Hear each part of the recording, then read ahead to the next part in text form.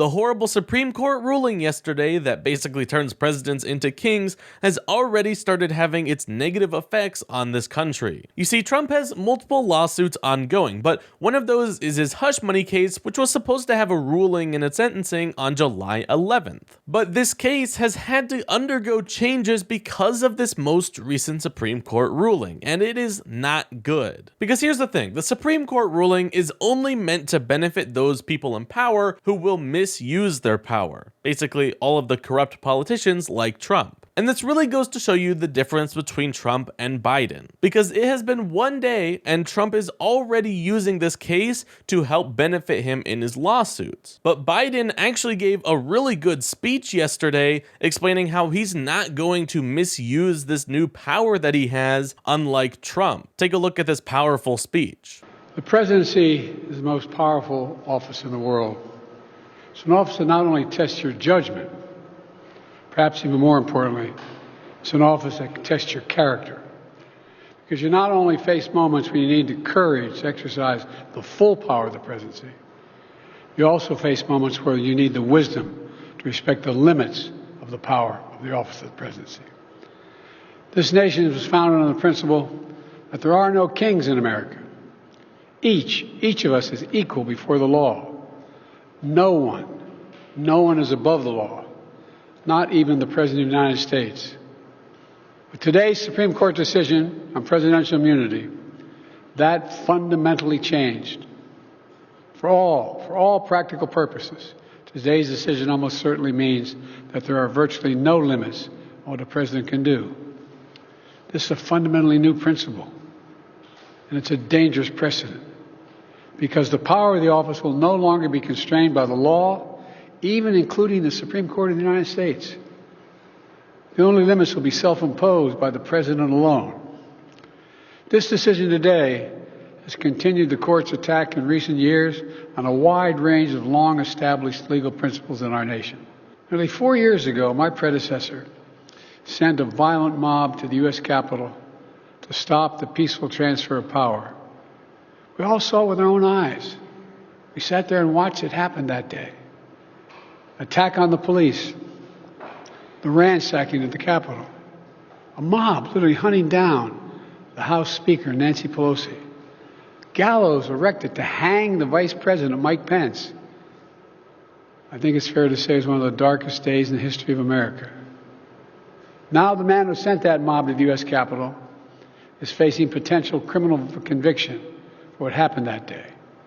And the American people deserve to have an answer in the courts before the upcoming election. The public has a right to know the answer about what happened on January 6th before they are asked to vote again this year. Now, because of today's decision, that is highly, highly unlikely. It's a terrible disservice to the people of this nation. At the outset of our nation, it was the character of George Washington, our first president, to find the presidency. He believed power was limited, not absolute. And that power always resides with the people. Always. Now, over 200 years later, with today's Supreme Court decision, once again, it will depend on the character of the men and women who hold that presidency that are going to define the limits of the power of the presidency, because the law will no longer do it. I know I will respect the limits of the presidential powers I have for 3.5 years, but any president, including Donald Trump, will now be free to ignore the law. I concur with Justice Sotomayor's dissent today. Here's what she said. She said, in every use of official power, the president is now a king above the law. With fear for our democracy, I dissent. End of quote. So should the American people dissent. I dissent. Biden is here giving the American people confidence that he is not going to misuse his power. Even though the Supreme Court is corrupt, he will stand for justice. But we have Trump already misusing this power to try to get his sentences pushed back, and that has just happened. The judge has just announced that the ruling that was supposed to be on July 11th has been pushed back to September 18th. That's over 2 whole months. Just take a look at this. It's absolute insanity. We have breaking news. We just learned that Donald Trump's sentencing on 34 felony counts in the hush money case has been postponed. NBC's Vaughn Hilliard is with us, along with David Jolly and Barbara McQuaid. I am looking at this ruling from Judge Juan Merchan. In total, it's just about less than a page. But basically, the bottom line is it was supposed to be next Thursday, July 11th. Now it's not until September. Instead of July 11th, it's September 18th. Excuse me, that'll take us 48 days before the November general election.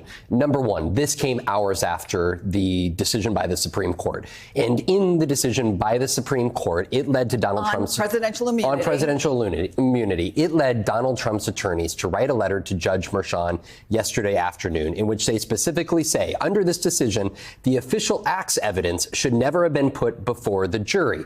What his attorneys are going to be arguing in this motion is that not that the actual charges brought against Donald Trump were immune from prosecution, but some of the evidence that was presented before the jury was, because some of that evidence included statements or tweets put out by Donald Trump that should have never gone before the jury because they fell under official acts determination, at least what they contend is under the Supreme Court's decision.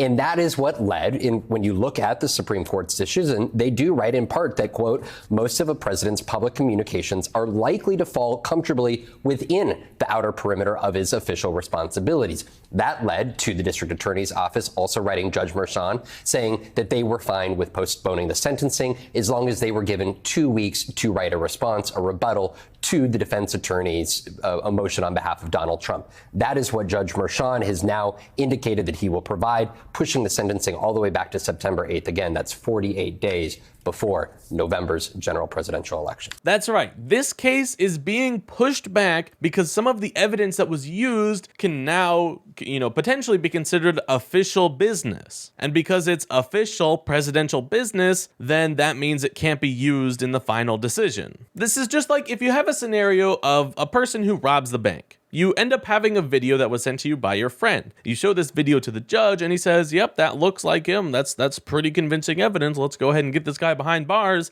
And then the friend's like, oh, no, wait, no one was supposed to see that. You weren't supposed to send it to anyone. So because that video was never supposed to be shown or seen in the first place, it can't be used as evidence. That's what Trump's lawyers are trying to argue right now. But it's even worse than that because it's not like this evidence is actually invalid for, legal reasons. He's literally just the president. That's why this evidence is potentially invalid, because he was the president at the time. It's so ridiculous. This just goes to show you how messed up the Supreme Court ruling is and how devastating it is for the American people. We have Trump, who's a convicted felon, bending the rules with his pawns that he put in place while he was president, and there's nothing that we can really do about it right now. I know that Biden said in that speech that he would not misuse his power that was given to him by the Supreme Court, but really, I think he needs to consider doing something, or at least threatening to do something, because we need to show people, like even people who are on Trump's side in this and are supporting this new Supreme Court ruling, we need to show them that this is actually really bad and really dangerous for,